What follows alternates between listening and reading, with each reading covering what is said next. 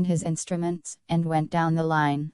With the aid of the nurses, the sick were sat up, and their arms stretched out at right angles, to their chests, palms down.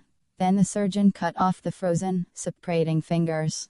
25 cots along one wall, 25 cots along the opposite wall. The bits of flesh, in the kidney-shaped bowl piled up.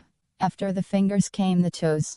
Those were the light cases. Others were left with stumps of arms and legs. A good many survived the pneumonia, and when they awoke for the first time, after long days of fever and coma, they looked for their limbs, but the limbs were gone. For many, medical care came too late, and they died of blood poisoning. Unknown Soviet heroes. No newspapers mention them. There is only a number, on their nameless graves. 13. A later and better prepared attempt finally opened up the area, and by 1949 20,000 prisoners were working in 4 mines, based in Omsk. There was continuous prospecting, and an extension of mining, in all likely areas. The fields on the lower Yana, on the Arctic Ocean, were developed. In addition to the gold camps, whose existence we know of, there must have been a fair number of others, on the Yana and elsewhere, which have not been registered in records, reaching the west. It seems probable that eventually some 500,000 prisoners were in the mines, and this, of course, is not to include prisoners working at other projects, of which we shall treat later in this chapter. The gold of Kolyma is, in one way, specially suited to manual labor. That is, much of it lies in surface deposits, not more than a few meters down into the soil, even though usually within the permafrost, meaning work that was both hard and cold. Veins were of course also discovered, and proper mines opened to develop them. And these became increasingly important, as the more accessible deposits became exhausted. But the expression mine, used of the gold camps, covered every sort of excavation. For the surface mining, preliminary work was often done before the 100-day official season, mainly the removal of the deep layers of peat which make the top level, in most of Kolyma. In some areas detachments then went out to sift the upper surface. An account in the Soviet press tells of how 2 men had to start a bonfire. This had to be done without matches, by the ancient method of striking sparks with flints. Another man had to fetch water from the frozen river and melt it. The deeply frozen ground next had to be softened, then excavated, and the sand passed through sieves in search for gold. 29. Elsewhere the surface gold was more concentrated, and whole teams worked a site intensively. A Pole describes the methods. The work on the surface consisted of digging earth, often mixed with gravel. We dug with crowbars, picks and shovels, and in winter, when the ground was frozen, with gouges. The daily norm was 125 barrows of earth dug, which had then to be pushed to a distance of from 300 to 400 meters. These excavations merged insensibly into true surface mining. We were set to work to open up the mine, which was later named for the famous aviator, Vodopyanov. The work was backbreaking. We had to dig holes in the frozen earth with picks in order to plant dynamite for blasting.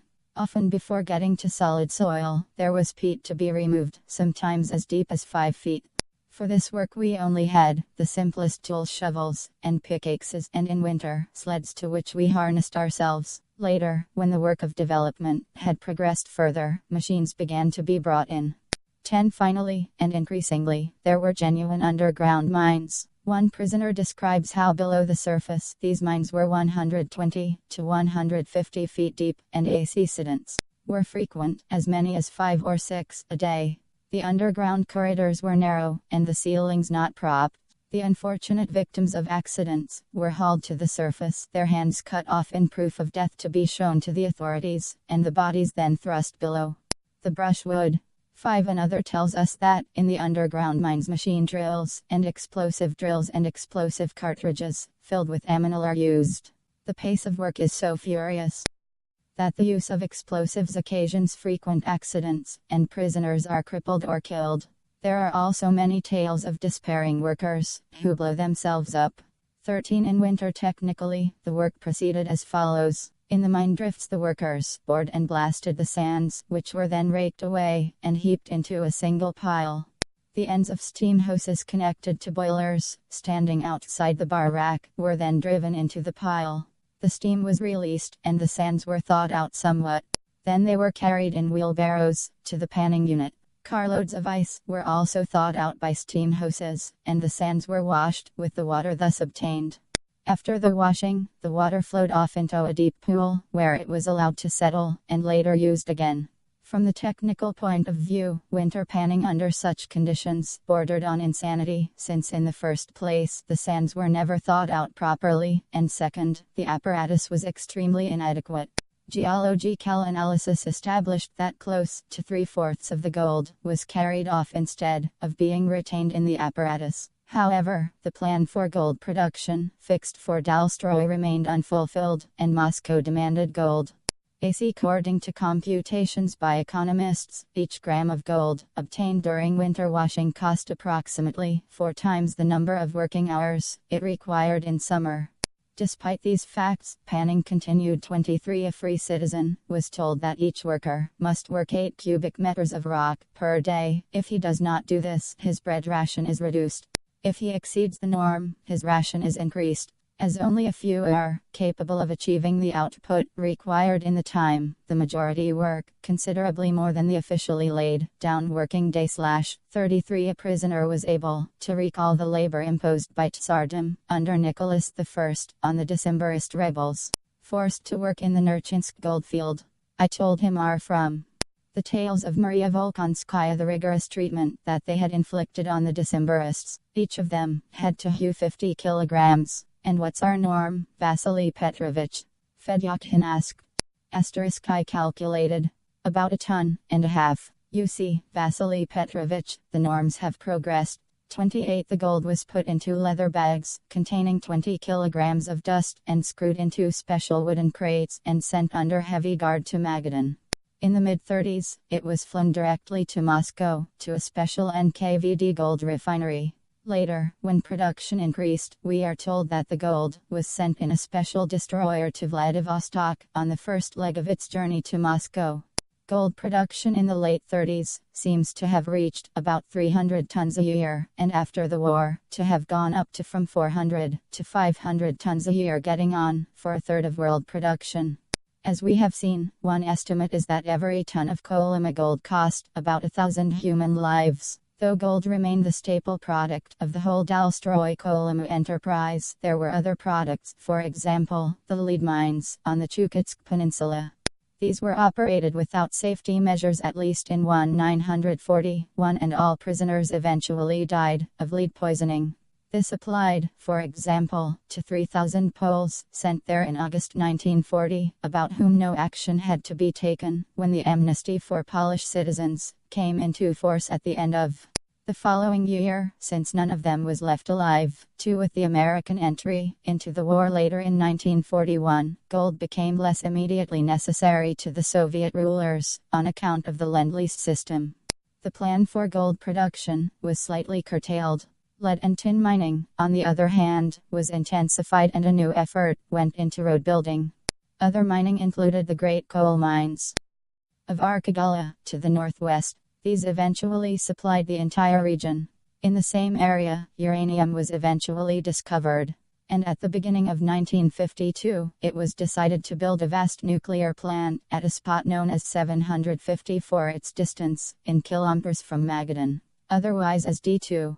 It was to be operated by free workers, but built by prisoners. Some 10,000 were assembled. There was the usual trouble with inefficient planning, resulting in the warping of floors and inefficient and unsafe use of labor. Security was intense, and we only have one brief account from a foreigner who was accidentally posted there for a few days. 31 Road construction and maintenance remained a continual and heavy burden on resources and on labor, with its own administration originally cited at Yagodnoy, ranking with and evidently employing as many laborers as a mining administration, and the roads were also regular customers for a supply of logs from the lumber teams. These were of course needed for other purposes too, such as camp construction. And logging remained, as elsewhere in the Soviet North, a major employment. In 1941, 10,000 of the strongest prisoners were transferred from the Northern Administration alone to the Road Building Administration to build the road to the Indigirka River and beyond. This road, known as Kolyma Trasa, the Kolyma Trace, still exists. It is in part roughly metalled, and in part merely a mud track, across the Taiga. A Russian who used it in 1965 says that there were still many camps in operation across the whole stretch, by now extended to Irkutsk. As with the coal of Archipelago and the wood of the forests, it was Dalstroy's policy to be self-sufficient in every respect.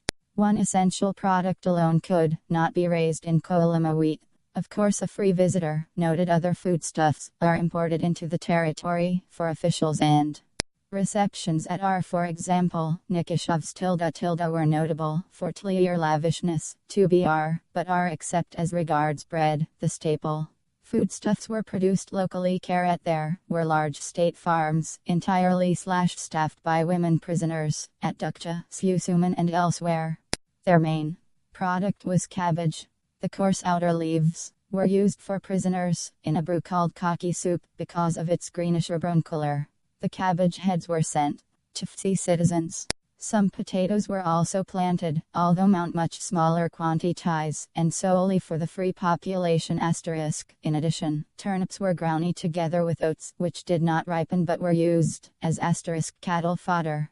13. A Polish woman describes one of the farming camps. The site of the camp in Tallinn is very beautiful. Meadowland, ringed in by vast forests, one side bounded by a chain of mountains, the other by a wide, slow-flowing river. The air fresh and keen. Beyond the forest swamp, the tilled fan producer potatoes turnips, cabbage, low-growing oats. Here order was kept in the barracks, and the politicals incredibly were better thought of than the Apaches and other criminals. This is the only time I experienced this. The barracks are roomy and light, with pallet beds. Between the beds are empty packing cases, 4 lockers and some chairs. We worked long shifts in the fields, cutting and loading skillfuls of cabbage. With my terrible discharging sores, it was very difficult for me to pack, sew up and load the enormous sacks.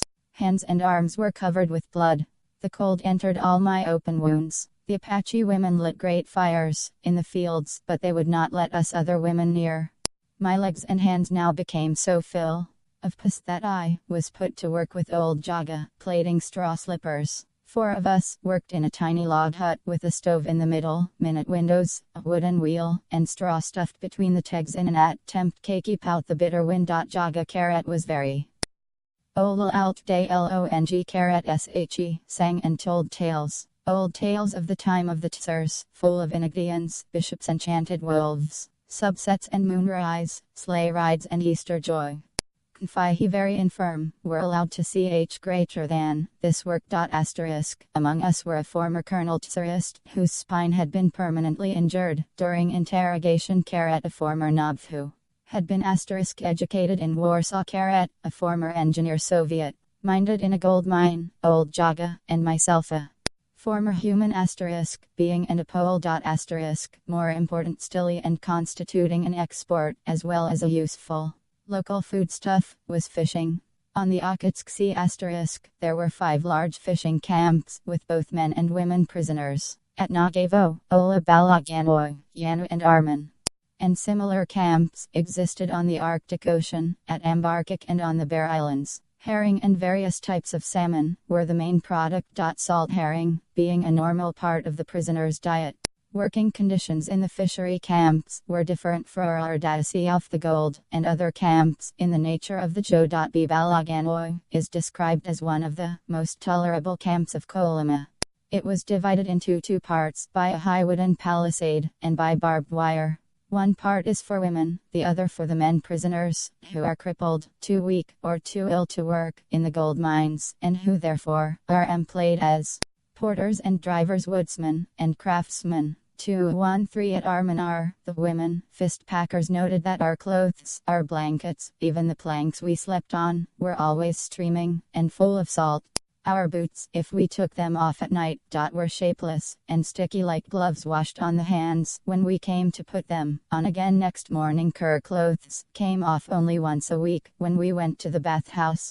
2 women, working together, are supposed to pack and salt away 6,600 salmon in one day. In itself, the effort of reaching down toward the bottom of the great kegs is enough to exhaust the strength of a healthy woman properly fed.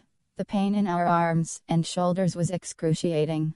We felt as if we were being flayed by the salt, the water, and the movements we had to make. We worked a shift of 12 hours inside refrigerators. Scales lay about our feet in drifts among the barrels. A few couples were always lying in hurried, sodden, and animal embrace. After some days, I was moved from the kegs to the gutting alleys. I forget exactly how many I was expected to gut a day. I think it was 1700. The doctor was a kind woman, herself serving a sentence of 25 years. She spoke French, but in secret only. It was to her that I owed the change of work. To this prisoner, as like her fellow convict at Balaganoy, that nevertheless, apart from the actual nature of the work, which was the most exhausting I experienced anywhere, this was not the worst camp one could find. The food, too, was good by comparison. Soup made of fish heads in the morning, kasha with pieces of fish at noon, and salmon fried in seal fat for our dinner. The star workers got a kilo of bread, but few of us ever passed 50% of the norm, and got only 500 grams of bread, and small portions of the other foods. Those lower than 50% got only 300 grams of bread, with soup too. In addition to the mining of non-precious metals, and of coal, the production of logs and of food, there was a whole range of subsidiary enterprises, such as sewing shops, a glass factory, power stations, brickworks, and electro-engineering. Plant at Atka, which manufactured electric motors, a metallurgical plant at Oradukan, where there were iron deposits, and so forth. Gold, however, remained the great central focus of the economy of Kolyma, with most of its other operations ancillary to that main thrust. This remained true in spite of the fact that the road builders and fish packers, the menial workers of Magadan and the turnip growers of Ola, constituted a fair proportion of the total labor force, even though, as far as possible, and it was not always possible, women and goners were used. Perhaps a third of Kolyma's prisoners, at any given time, were, in one capacity or another, not at the gold face. The miners, nevertheless, in their hundreds of thousands, were the real cannon fodder of the enterprise. Of course, it is plain that as even works published in the USSR, such as that of General Gorbatov, have stressed the way the prisoners were used, the total disregard of human resources was insanely wasteful. That is indeed to assume, and to assume wrongly, that the economic motive predominated, and that the aim of destroying the prisoners was not in itself, at least equally compelling, for the Stalinist administration. But even in its purely economic attitudes, the regime had a built-in tendency to enormous errors and inefficiencies. For example, much winter work was done in prospecting, with prisoners being sent to drive shafts deep into the permafrost, particularly harsh and dangerous work. 500 prisoners were sent out for this in March 1938 at Zroshi Spring. Half of them died. The area proved unproductive, and the shafts were abandoned. In March 1940, prisoners were sent to exactly the same area for the same work, with the same results. 32. The mere utilization of machinery was impossible to organize effectively under the pressures of the time. There are many stories of machines wrecked because the foreman could not provide proper maintenance, and the prisoners were forced to use them beyond their capacity. Even more extraordinary stories are told of losses due to organizational inefficiency. In 1939, one prisoner had a talk with the norm setter of the mines planning section, a free employee.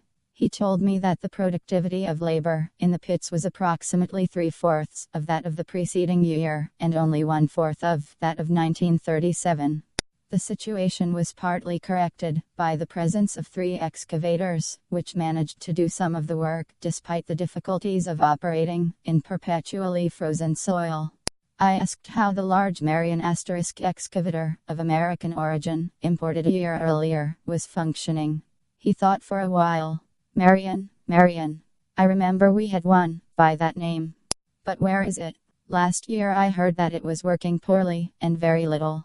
Some mistakes had been made in assembling it, then there was some breakage, and it stopped working altogether. I have no idea where it is now, though I know all our sections. I remember it was said last year that it was paid for in gold, something like $20,000, apart from transport costs, I remarked. 2 days later I saw him again. He came to where I worked and sat down on the embankment. "You've started something now. There is quite a mess." I ran through every mine, looking for the excavator, and then reported to the director that it had disappeared. He raised everyone to their feet, and how we are all running about searching for it. I burst out laughing. The supposition that a huge excavator could disappear without a trace from a relatively small gold field seemed extremely amusing.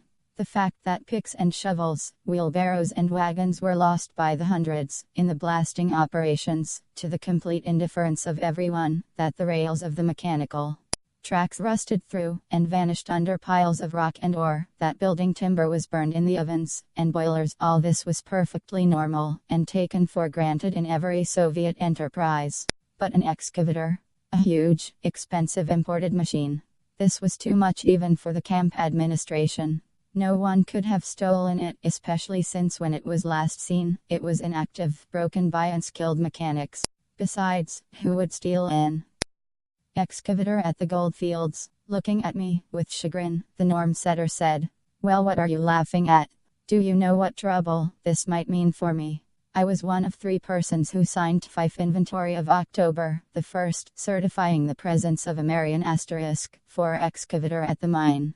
And now it is not here. It is true that formally, the warehouse keeper DF the 3rd section is responsible for it, but the trouble is that he was transferred 6 months ago to the new Western Mining Administration, and the transfer was so hurried that he had no time to explain all his affairs to the new man. And now no one can say who will be answerable. I understood all that too, owing the system of complicated bookkeeping controls in Soviet institutions, a system which, however, was quite powerless to eliminate the crying inefficiency everywhere. The puzzle of the excavator's disappearance was cleared up in the fall, and then quite by accident. The geologists found that one of the previous year's dumps was lying on ground with a high gold content, and it was necessary to carry it to a new place which had already been mined. One of the new excavators was assigned to this work, since the earth to be moved was not frozen hard, and therefore the excavator could be of use. One day the scoop or the excavator caught against something in the dump and broke. The men began to dig, and found, under a solid layer of earth, the vanished Marian, thoroughly rusty and battered. How this huge machine could have been buried under the rare ice, without anyone seeing it or taking note, remained a mystery. In the field records, the excavator was written off as iron scrap. 23. Even more basic to disastrous mismanagement was the Stalinist planning principle, under which the slogan "There are no fortresses a Bolshevik cannot storm" was interpreted in such a way that it became impossible to criticize planning far beyond the capacity of an enterprise, without running the risk of arrest for counter-revolutionary norm-setting asterisk. Over the USSR crazed or ambitious officials ruined their saner rivals, and imposed in all fields the overutilization of resources, or even plans which had no more basis than their very grandiosity. Moreover, the planning process proper, within which these attitudes took effect, was heavily over-bureaucratized, and especially in Kolyma, lacking in real connection with the problems on the spot. In minor building, for example, as early as 1937. Under Soviet procedure, even such petty construction activities as ours had to be approved in Moscow by the ministry, and the latter, lacking any knowledge of the actual local needs, often included in the plan completely unnecessary units, and omitted the essential ones. As a result, a mine might be in need of a bakery, but would be required by plan to build a bathhouse, or it might need a bathhouse, but the plan would provide money for building breeding kennels for bloodhounds, or else money would be allotted for the construction of a communal dwelling, while the mine director wanted to build a new house for himself, with but a single apartment. Then a series of complicated combinations would begin. In its reports, the mine would show the building of a dining hall for prisoners, when in fact a dormitory for the guards had been erected. Naturally, the bank knew nothing, and issued money for a dining hall. The bank was not concerned with whether the kennels were needed by the mine. If kennels were ordered, they had to be built. But under Kolyma conditions, when all local power was in the hands of Dalstroy, and the bank's sole representative was the ever-hungry Inspectress Sveshnikova, the bank's actual powers of control were reduced to zero. However, within the mining administration, the construction activities were also controlled by the building section, which in effect said to the mine, "You may break the law, but only with our permission." 9. And the mine director knew that if our section should report his illegal building work to the bank, the money would be stopped at once, and if things took a bad turn, he might even end up on the defendant's bench. If luckily his mine fulfilled the gold production norm, he could reasonably expect lenity. In C**. But if in addition to everything else the mine produced less gold than was required of it, then no power on earth could save the mine administration from serious difficulties. 23. The construction of a 3,000 kilowatt electric power station at Tuscan ran into the other and equally common trouble of arbitrary and ill-informed orders. Despite the constant pushing by Pavlov himself, the survey of that area prolonged itself. Pavlov lost patience, and made a personal appearance on the spot in the middle of winter, mercilessly berated all the geologists *, cast his ruler's eye over the region, pointed out a site for the erection of the powerhouse, and ordered immediate excavations. Within a week about 1,000 workers were herded to the spot *, and all winter they dug the ground for the foundations of the powerhouse. However, when the snow melted, it turned out that the spot chosen was in the middle of a swamp and there could be no question of building anything there. Everything had to be started anew. Fortunately for the geologists, the head of the prospecting party had succeeded in obtaining from Pavlov a written order for the starting of operations on the spot determined by the eccentric's whim, and therefore no reprisals followed the initial fiasco. 2 * Another construction job of the same period, also in the Tuscan area, was the taying of a single-track suspension railway. By that time the problem of supplying the mines with construction lumber and firewood had become extremely complicated, since all more or less suitable timber had been ruthlessly destroyed within a radius of 30 to 40 miles. The nearest forests of suitable size were separated from the gold fields by a wide stretch of impassable swamps. The lack of transportation facilities, and the general acuteness of the problem, made it necessary to find some way out of the difficulty.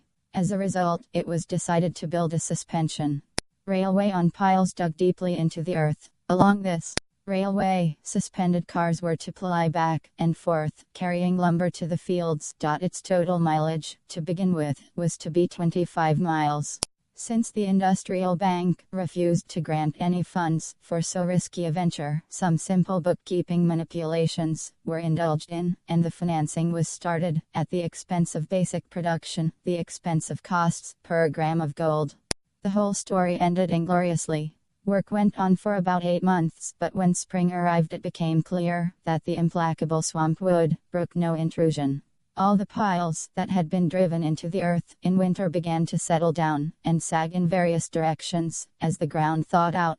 The road laid over them with here and there the rails already in place turned into such a bent and twisted line that there could be no question of moving cars with lumber along it.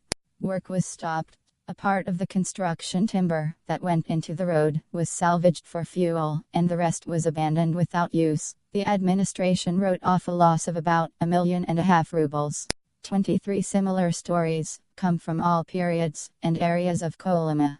10 years later, the building of a factory in the Pestrodresva region was speeded up by the simple act of the chief NKVD official, evidently General Derivenko, who, on being told that it could not be ready until November, wrote on the file the factory must be ready unconditionally not later than May 1, 31. As a result of the pace and the lack of equipment, it then took a year longer than the original plan and cost double. In the same area and period, a Czechoslovak engineer prisoner, Benjamin Piskun, reports a vast error almost precisely paralleling the Tuscan railway fiasco. At the Galami mines, they were working on 4 levels and drilling new sections, so that the ore output would be trebled. They found that their huge diamond T trucks could not cope with the increase. Apart from that, they considered it unpatriotic to shell out dollars, or even gold, for tires and spare parts, so they decided that the cheapest way to solve the truck and fuel problem would be to build a funicular transportation system from the top of the moon. Chain and string it 4 miles down to the factory below. They had the poles, they had the cable cars. The missing link was the cable. Funicular cables are specially made, and their production requires great skill and experience. At that time, the only such plant was in Leningrad. They wrote to Leningrad, and were told that, due to the large number of orders on hand, the request could not be filled for 5 years. A party meeting was immediately convened to solve the problem. The hotheads shouted, "There are no fortresses that we cannot conquer. We shall build the cable with our own hands." 9. He meant our hands, of course. Some older members tried to talk them out of it, but the hotheads had it their own way. I was called in for technical advice, and gave them a categorical no. But who was I, a convict, a traitor to his motherland? They knew better. So they went ahead twisting the wires around a wooden device, invented by some cabinet maker. One day, it was ready, and thousands of prisoners were marched up the icy slopes of the mountain, lugging the homemade cable on their shoulders. The day came when the first empty cable car left the top and reached the plant below. Then another half loaded. Then a third, fully loaded. Everything looked wonderful. They decided to celebrate. They put flags on each pole, they brought a brass band, and then decided that some top officials should go down the mountain by cable, to show how safe it was. The officials piled in, the band played, and loud hurrahs went up as the cable car took off. It had hardly gone 100 yards, when suddenly the cable began to stretch, and as a result the cable car sagged to the ground. No one was injured, but neither did anybody have the courage to propose another homemade cable. As for the poles, they remained as a reminder of this costly bungle, but because they were not buried in deep enough, they now look like sagging crosses in an old cemetery. 31.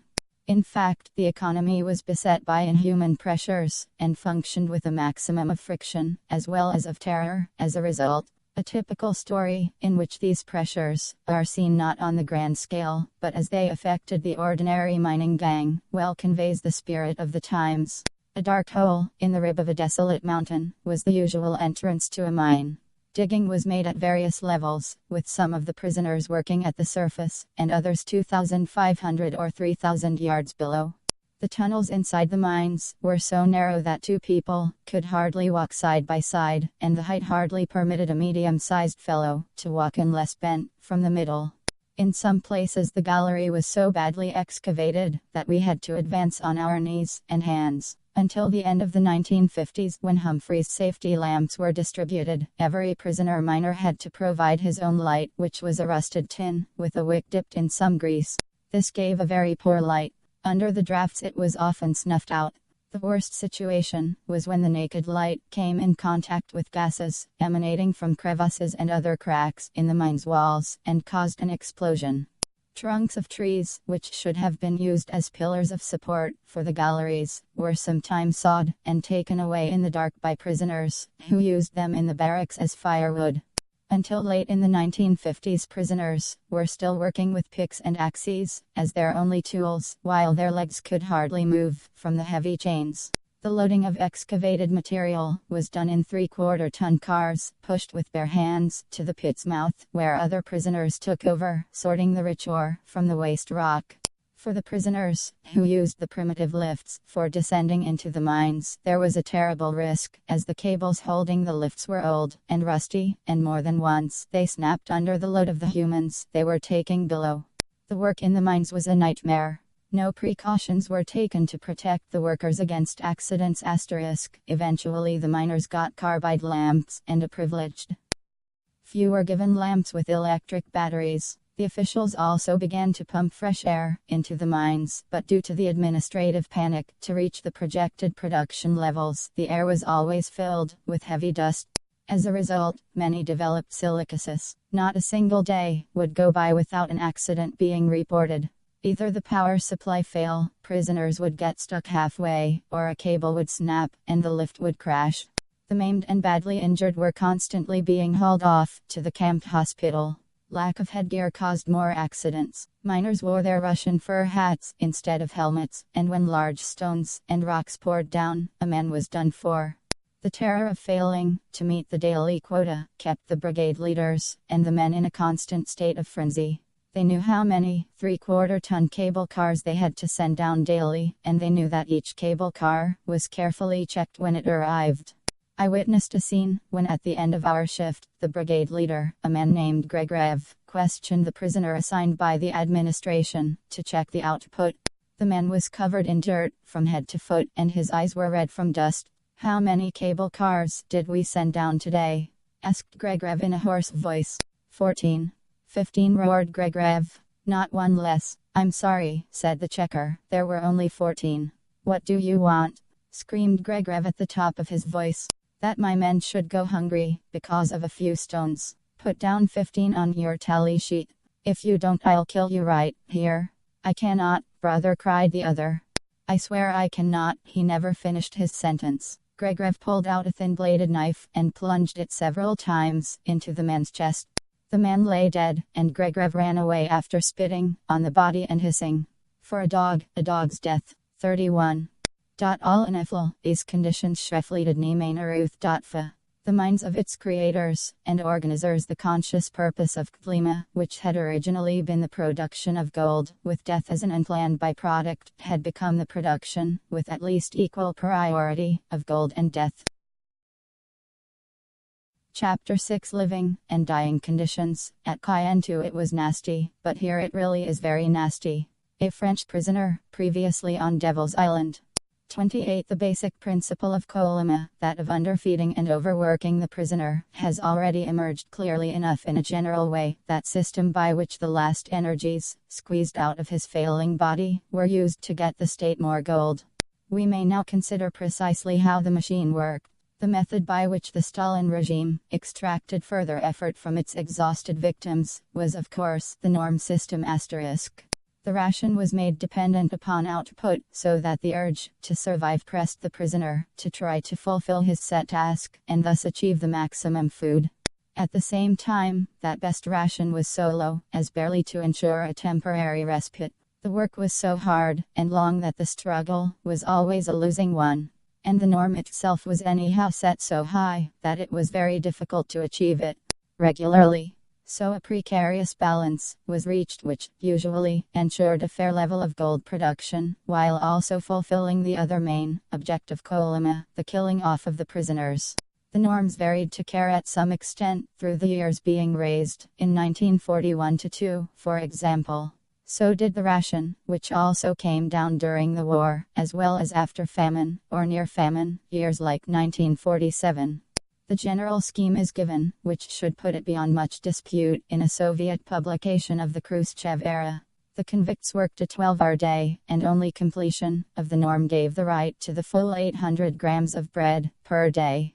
Non-fulfillment of norms, through whatever cause, automatically entailed a reduction of the bread ration to 500 grams. This was just above the starvation level. Any further reduction to 300 grams as a punitive measure meant death within a couple of days. 29. The slight variations on this, to be found in other reports, are of no great significance, but we may note that in certain circumstances overfulfillment of the plan might be rewarded with a ration of a full 1000 grams. 18. That an intermediate ration of 700 to 750 grams is sometimes reported.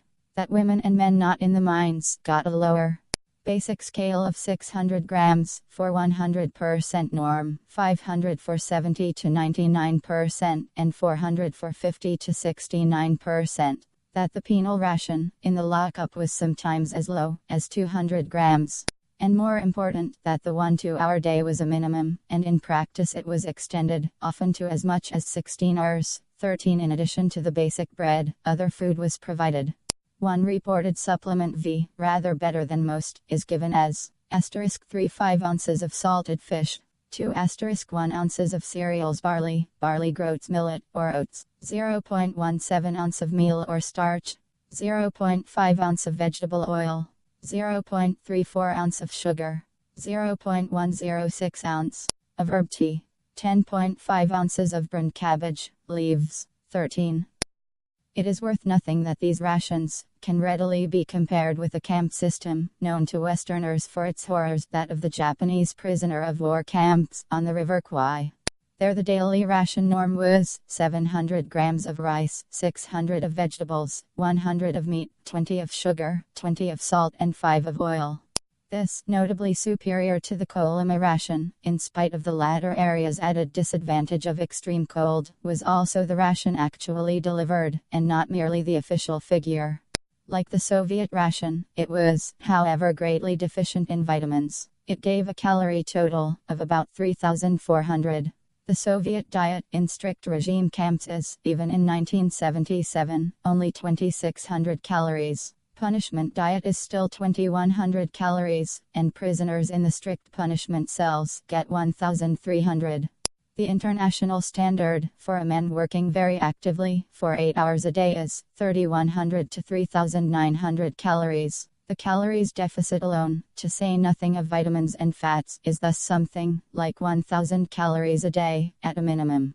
Moreover, as a prisoner notes in evaluating the prison rations, it must be kept in mind that these rations are for people who perform the heaviest kind of physical labor 12, 14 and 16 hours a day in a country which during the 8 months of winter has the lowest temperatures of any inhabited country on the face of the earth. 13, and it was indeed the heaviest labor.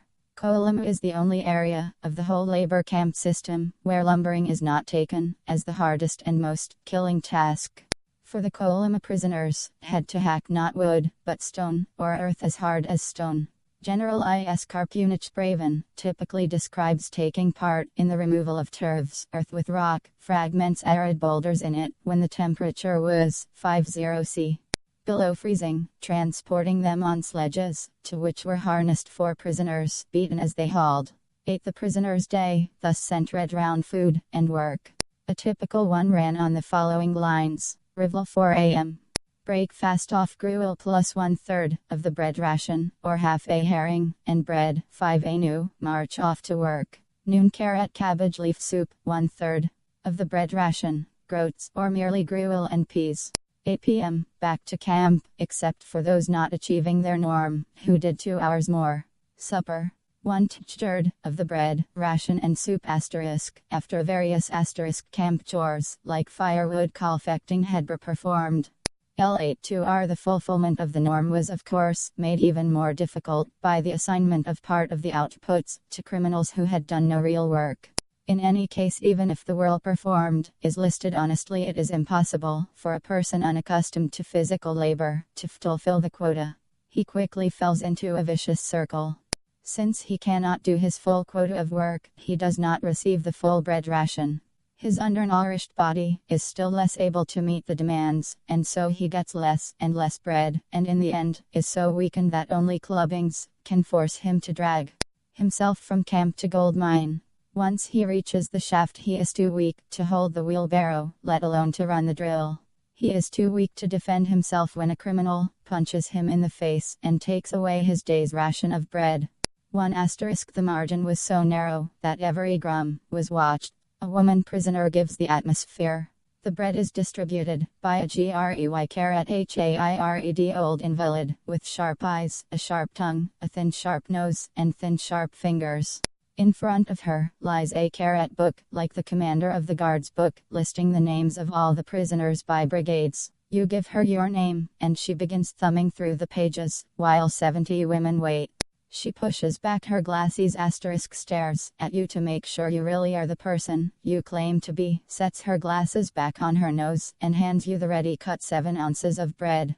It is a middle section, of course. Not everybody can have an end of bread. Ends are for her special friends. She cannot befriend everyone asterisk. It is impossible to explain to someone who has not been in camp or prison what the end of a loaf of bread means. The end is crisper, it looks more attractive, and it seems to be heavier. But more than that, an end mysteriously fills you more than the middle section of the bread, although it too weighs only 7 ounces 200 grams. A middle section is a stab wound to the heart. It is a confirmation from Providence that you are abandoned for good and all. It is the beginning of a day in which everything will surely go wrong. And you almost always get a middle section. Not only on account of the ends is the distributor of bread one of the most hated women in camp. She also has the right to allow for 3 grams of crumbs and moisture for each 200 grams of bread, so that in reality she need give out only 197 grams. What happens to all the crumbs, and to the moisture, which is not lost at all, since it is well known that she covers the loaves at night with damp cloths in order to replace whatever moisture may have evaporated. Those extra 3 grams go into her own stomach, or she makes gifts of bread. And her bosom friends, it's easy to see how she has filled out since she has held this post. The worst hated people in camp are the well-fed.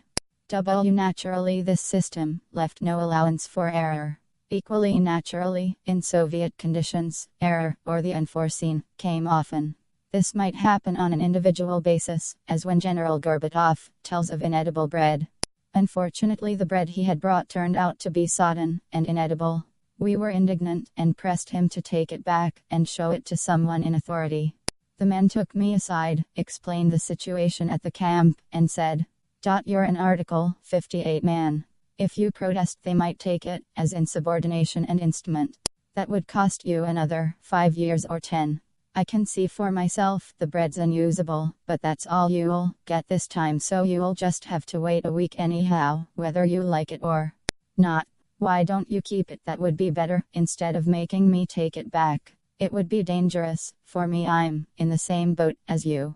6. Any large-scale dislocation brought disaster. Even in summer, as General Karpunich describes, prisoners were so hungry that at Zroshi Spring, they ate, in July, the carcass of a horse which had been lying for more than a week, and which stank and was crawling with flies and worms. At the Otinyi, prisoners ate half a barrel of grease which had been brought to oil the wheelbarrows. At Milga they fed on moss like reindeer. 8. The spring thaws might cut a camp off, as with the Spokojny mine, in the Northern Administration, in May 1944, where mass death ensued. In winter, as General Karpunich tells us, when the passes were snowbound, at the outlying mines, each prisoner received 100 grams of bread a day, and the shortfall in rations was never made up later. Numerous utterly exhausted prisoners who could not walk were dragged to work on sledges, pulled by other equally exhausted prisoners, whose legs were not so swollen. Any who lagged behind were beaten with sticks and bitten by dogs. When work had to be carried out at temperatures of 4-5 C below zero, the prisoners were forbidden to start a fire to warm themselves. Criminals were allowed to. 8. Another account of the results of heavy snow describes how short a time, a few days, was necessary to ruin the already weakened miners. Shortly before Christmas, heavy snowfalls began, cutting off our mine completely from the rest of the Kolyma. There was so much snow that some mine workers were transferred to the work of clearing a road. In the meantime, the last food reserves for the prisoners were exhausted. First of all, as usual, the salt disappeared, and in all the dishes we were served in the dining hall it was replaced by herring. Soup with herring, gruel with herring. Then the cereal gave out, and there was no more gruel. There remained only soup with breads, the soup consisting of nothing but water with a small mixture of flour. Then for 3 days, all workers received only a half-pound of bread per person, and on the morning of the 4th day everyone received a double portion of the same soup instead of bread.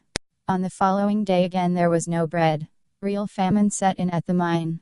5,000 men did not have a piece of bread. But everyone worked as usual, 12 hours a day. The prudent administration put all guards on duty fearing a hunger rebellion. These fears were groundless. The browbeaten and worn-out men were incapable of any energetic action. Exhausted by long years of half-starved existence and inhuman labor, people spent their last remnants of strength in working, and died.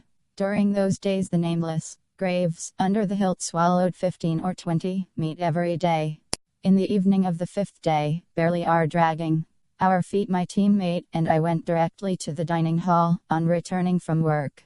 Alexey's eyes were burning feverishly.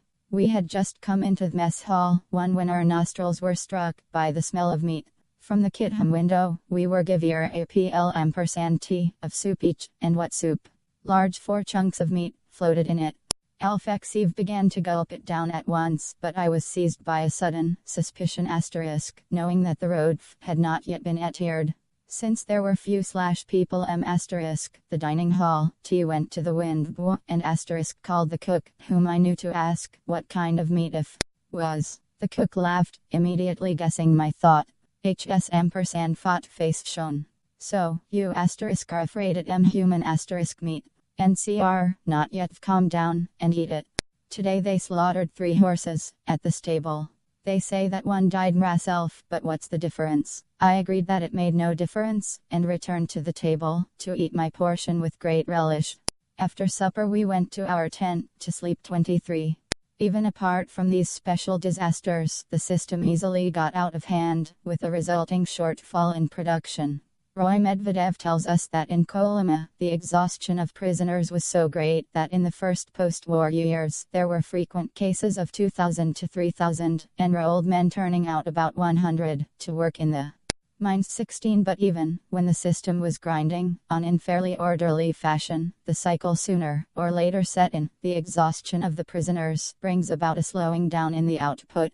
When the output goes down, the guards begin to beat them with their rifle butts, put them into solitary confinement, and finally shoot them.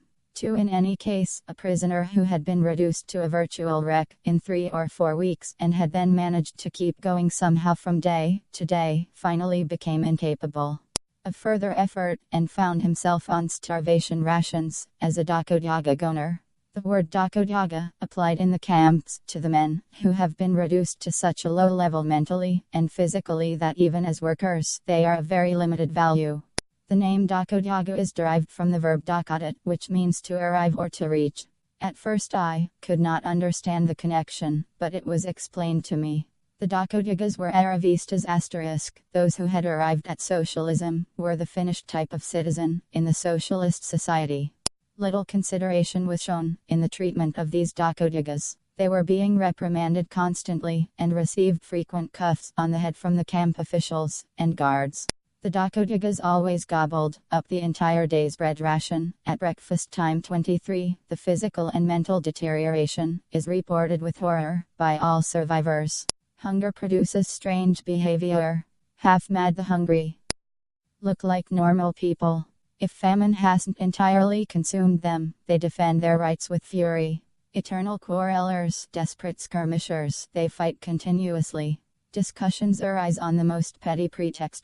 The small ones try to trip their adversaries up, the big ones to knock them over by sheer weight. The bodies hit and bite each other, often only trying to show off to an audience, which never separates the combatants. 28. And again, in those days one often saw people in camp who stood on all fours, growling and rooting about in the filthy garbage near the tents, and greater than especially near the kitchen carrot, looking for anything even remotely edible and devouring it on the spot. They had become semi-idiots, whom no amount of beating could drive from the refuse heaps. 23. As in all extreme situations, stimulants were as much desired as food. Tea, rarely obtainable, would be stewed to a palpitating concentration. Tobacco, a Soviet journalist tells us, was even more precious than breads and was scrupulously shared out amongst the team. Taken in minute pinches, it acted as a stimulant and was given by the team leader when one or other of the team was completely exhausted. 29. The authorities, as frantic as the prisoners, to complete their own norms, used this and other incentives. On turning in a nugget of I/kilograms, to the authorities a group of prisoners were given 2 ounces of tobacco, each half a day off, and a dinner at the canteen, which catered for the freely employed. The foreman was furious. 4 asterisk, as he explained with much vituperation, he could have made it more worth their while if the team had applied to him. 2 asterisk. In another camp, in the rare event of anyone exceeding the norm, the reward was a small bottle of cheap eau de cologne to drink. There were always a certain number of alcoholics, astonishing as it may seem. Some would drink anything from turpentine to antifreeze, even filtered through bread or cotton wool. These often caused death or blindness. Others managed to establish relations with the medical orderlies and obtain medicines supposedly containing alcohol. The continuous exhaustion, which led to the total obsession with food and the occasional stimulant, was much increased by an almost total lack of rest days. One autumn day, in the Great North, they gave us our first day's rest after 6 months of uninterrupted toil. Everyone wanted simply to lie down doing nothing. When in the morning, the administration of the camp sent us out on a wood collecting fatigue. 28. Nor were the barracks or huts in which prisoners spent their spare hours much of a refuge. Desperately overcrowded, with bunks 3 or 4 deep, they were often quite uninsulated. Guards' huts had sawdust between 2 layers of boarding, and ill-constructed as they were, the cracks and holes were usually stuffed with moss, rags or straw. Moreover, almost all the miners were afflicted by incontinence of urine. They would try, when sent to other camps, to get the lower bunks in order to spare their colleagues. Where they were all together, this was not possible. 28 The stoves, too, were quite inadequate. It was a constant complaint that the barracks were not given enough heat. Clothing would not dry out. In the fall they kept people, soaked to the skin, out in the rain and the cold to fulfill norms that such hopeless wrecks could never fulfill. Prisoners were not dressed for the climate in the Kolyma region.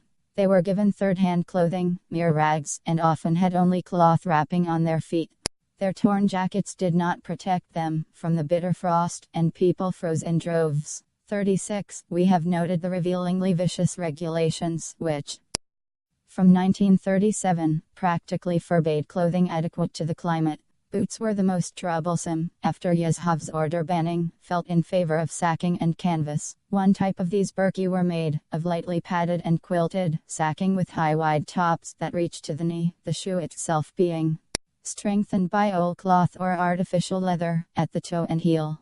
The sole is made of 3 cross-sections of rubber, from worn-out automobile tires. The whole thing is fastened to the foot with strings and tied with string below the knee so that the snow does not get in.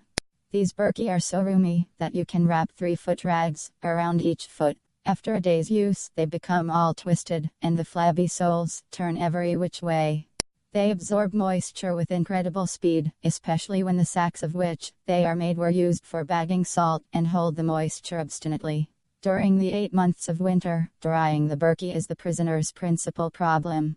They are so heavy that after a march of several miles from the camp to the place of work, you can scarcely lift your feet, although your day's work is just beginning. Heavy-nailed mountaineering shoes are like elegant dancing pumps, compared to these cheti southeast, as the prisoners call them. It is the abbreviation for Chelyabinsk Tractor Factory. 13 The later burki were a sort of boot, an economic product, dating from the war. They cut them in hundreds of thousands, from canvas trousers. The sole was made with the same material sewn into several thicknesses. They also gave us strips of flannel. This is the way we went to work at the mines, at 50 below, and 60 below.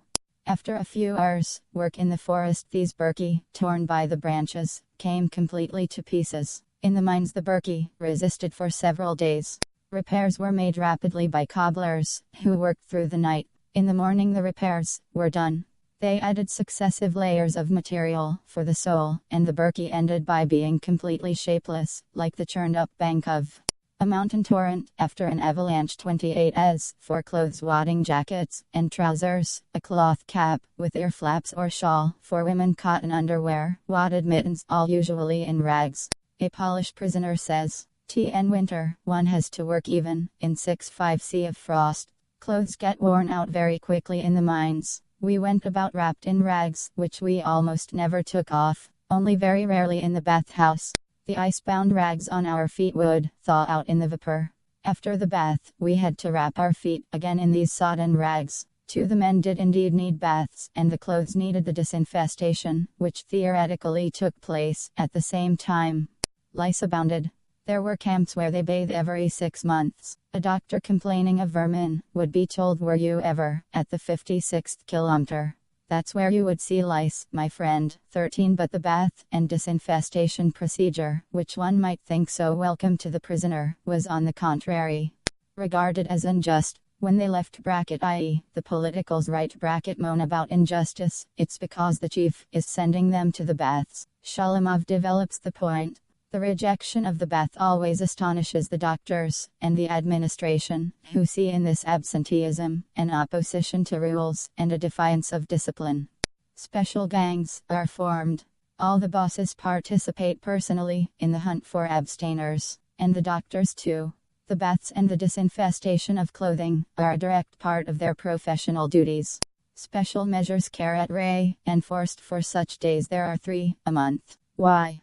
Is it possible for a man, however miserable he may be, to refuse to wash, to get rid of the sweat and the filth which cover a body devoured by skin diseases, refuse to smell clean even, if only for an hour? A Russian proverb actually says happy, as if just out of the bath asterisk. Is one better with lice or without? And lice polulate.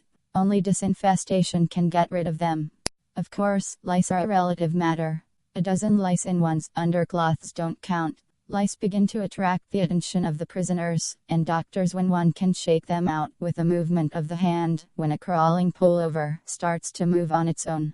Is it possible that a man, of whatever type, might not wish to escape this torture, when he does not